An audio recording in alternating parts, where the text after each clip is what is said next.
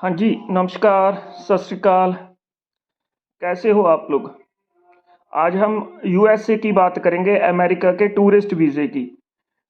क्या प्रोसीजर होता है इसका? मैं इतने आसान शब्दों में आपको समझाऊंगा ना, एक ही वीडियो में आपको सारी बात समझ में आ जाएगी। प्रोसीजर क्या है इसका? जब भी हमें यूएसए का वीज़ा अप्लाई करते हैं, तो सबसे पहले DS-160 फॉर्म भरा जाता है। स्टडी वीज़ा के लिए भी यही फॉर्म भरा जाता है। और जब हम वो फॉर्म भर देते हैं, उसके बाद हम पेमेंट करते हैं। एम्बेसी की फ़ीस जो होती है $185। और फीस देने के बाद उसके बाद हमें दो अपॉइंटमेंट बुक करनी पड़ती हैं, एक बायोमेट्रिक के लिए, एक इंटरव्यू के लिए। दो अलग अलग अपॉइंटमेंट बुक करनी पड़ती है। बहुत बार तो ऐसा होता है कि एक ही दिन में दोनों मिल जाती हैं, बट ज़्यादातर टाइम ऐसा होता है कि बायोमेट्रिक की जी जो अपॉइंटमेंट, आपकी फिंगरप्रिंट की जो अपॉइंटमेंट है, वो एक दिन पहले होती है और इंटरव्यू की अपॉइंटमेंट नेक्स्ट डे होती है। ठीक है। और जब आप इंटरव्यू के लिए जाते हो तो आपसे कुछ सवाल किए जाते हैं। उन सवालों के बिहाफ पे ही वीज़ा ऑफिसर फैसला लेता है कि क्या उसे आपको वीज़ा देना है या नहीं देना है। ठीक है। अभी वो सवाल क्या होते हैं? वो सवाल होते हैं, आप क्यों जा रहे हो? जी, घूमने जा रहे हैं। कहाँ कहाँ घूमोगे? या अगर और कोई पर्पस हुआ आपका, आप किसी फैमिली मेम्बर को मिलने जा रहे हो, या आप किसी बिजनेस कॉन्फ्रेंस के लिए जा रहे हो, जो भी आपका पर्पस है। और ऐसे ही कुछ सवाल होते हैं, 5-6 सवाल करते हैं। इनमें सबसे इम्पोर्टेंट जो क्वेश्चन है, मैं उन पे आता हूँ। इनमें सबसे इम्पोर्टेंट क्वेश्चन होता है, आप इंडिया में क्या करते हो? आप करते क्या हो इंडिया में? उसके बाद जो भी आप काम करते हो वो पूछते हैं, उस काम से या उस जॉब से आपकी इनकम कितनी होती है, एक साल की या मंथली आपकी कितनी इनकम होती है। ठीक है। उसके बाद आपके पास फंड कितना पड़ा है, मतलब आपके अकाउंट में कितने पैसे पड़े हैं, और कितना पैसा जाकर आप यूएसए में स्पेंड करोगे, कितना पैसा आप खर्चोगे।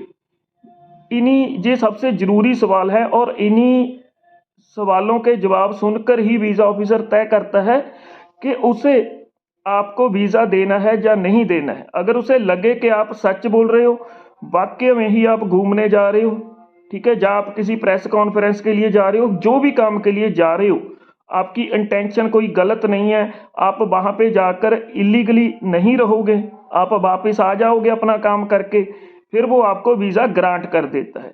वो आपका पासपोर्ट रख लेता है और आपको एक स्लिप दे देता है कि आप जो भी सिटी आप बताओगे कि आप उस सिटी में जाकर अपना पासपोर्ट रिसीव कर लेना। कुछ ही दिनों में, 4-5 दिन में आपका वीज़ा लगकर आ जाता है। ठीक है। ये तो हुई एक बात। अगर वीज़ा ऑफिसर को लगे कि नहीं, आप झूठ बोल रहे हो, आपकी इंटेंशन कुछ और है, आप वहाँ पे जाकर रुक जाओगे, इलीगली स्टे करोगे वहाँ पे, फिर वो आपका वीज़ा रिफ्यूज़ कर देता है।